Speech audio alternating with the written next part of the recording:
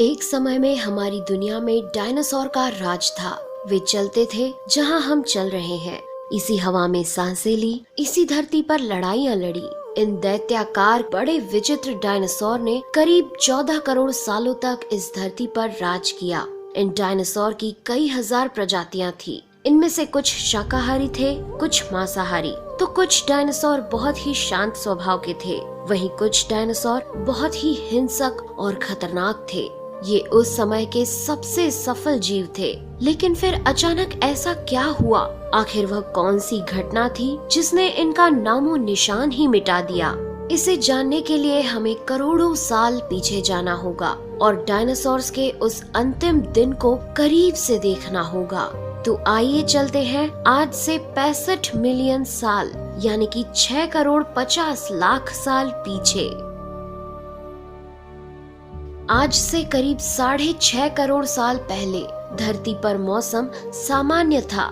चारों ओर सूरज की रोशनी बिखरी हुई थी।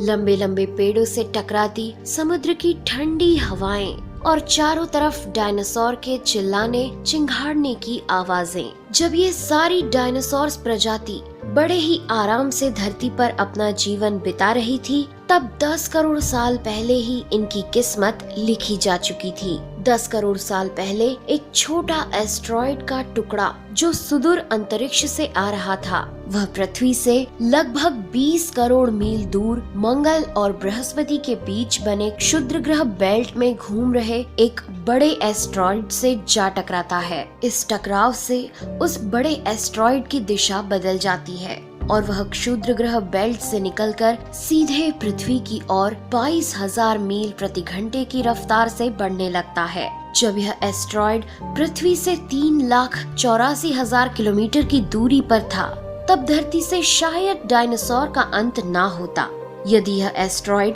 पृथ्वी के उपग्रह चांद से टकराता। लेकिन नियति को कुछ और ही मंजूर था, इसलिए ये बड़ा एस्ट्रॉइड चांद के बहुत नजदीक से गुजर गया। 40 किलोमीटर के व्यास वाला 2 ट्रिलियन मेट्रिक टन का ये एस्ट्रॉइड प्रत्येक सेकंड के साथ साथ धरती के करीब बढ़ता जा रहा था। ये एस्ट्रॉइड जब पृथ्वी के वातावरण के संपर्क में आया तो इसकी रफ्तार एकाएक 70,000 किलोमीटर प्रति घंटा हो गई। पृथ्वी के वायुमंडल में घुसते ही घर्षण की वजह से ये एक भयानक आग के गोले में बदल गया। ये इतनी रफ्तार से धरती की ओर बढ़ रहा था कि सिर्फ 4 मिनट में इसने अटलांटिक ओशियन को पार कर लिया। इसकी चमक इतनी अधिक थी कि धरती पर टकराने से पहले ही हजारों जीव आग के इस दहकते गोले को देखकर पूरी तरह अंधे हो चुके थे। ये जीव उस उल्का को देख नहीं पा रहे थे, लेकिन वह उसकी भयानक गर्मी को महसूस कर रहे थे। कुछ ही क्षण में ये एस्ट्रॉइड मेक्सिको की खाड़ी के पास जमीन से टकराता है और लगभग 35,000 डिग्री सेल्सियस की ऊर्जा वाला एक भयंकर विस्फोट होता है।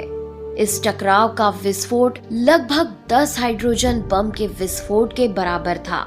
ये विस्फोट इतना शक्तिशाली था कि इसके टकराते ही धरती की लाखों टन धातु अंतरिक्ष में चली गई। टकराव वाली जगह पर 180 किलोमीटर चौड़ा और 20 किलोमीटर गहरा गड्ढा बन गया। विस्फोट के कारण इस गड्ढे का सारा मेटल और पत्थर आसमान में धूल के बड़े बादल में बदल गए। 16 मिनट 40 सेकंड बाद जमीनी टकराव की वजह से धरती के अंदर चारों ओर 11.1 तीव्रता की भूकंपीय तरंगे उठने लगी। इस वजह से समुद्र में विशालकाय लहरों का निर्माण हुआ और एक के बाद एक सुनामी की लहरें चारों तरफ बढ़ने लगी।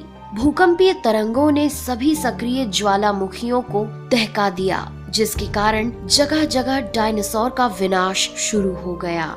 धरती के महाविनाश की प्रक्रिया आरंभ हो चुकी थी। इस भयानक विस्फोट में रेडिएशन की मात्रा इतनी बढ़ गई कि इसके 800 किलोमीटर के दायरे में आने वाले सभी जीव जलकर पूरी तरह राख के ढेर में बदल गए थे। इस महाविनाश में उड़ने वाले डायनासोर इन जमीनी खतरों से तो बच निकले, लेकिन ये तो महाप्रलय की बस शुरुआत मात्र थी। विस्फोट की वजह से जो लाखों टन मेटल, पत्थर और धूल अंतरिक्ष में गया था, वह ग्रेविटेशनल पुल के कारण ठीक 40 मिनट बाद आग के गोले के रूप में पूरी धरती पर बरसने लगे।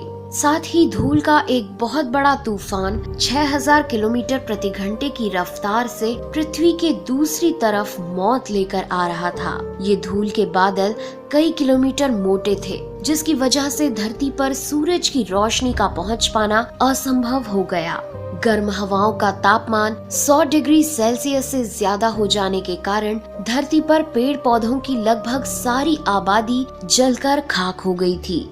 विस्फोट के 90 मिनट बाद धरती का तापमान 200 डिग्री सेल्सियस तक बढ़ गया। इसकी वजह से जो डायनासोर विस्फोट के इलाके से कोसों मील दूर थे, वे भी इस गर्मी से बच नहीं पाए।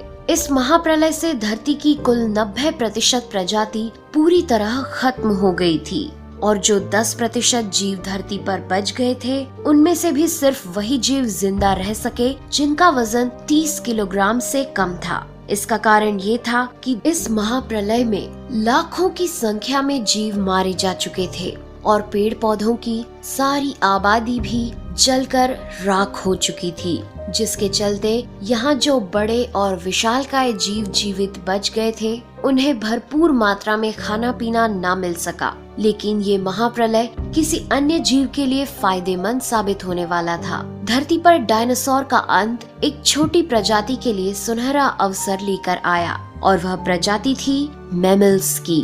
मैमल्स क्या थे, कैसे बच गए महाप्रलय से?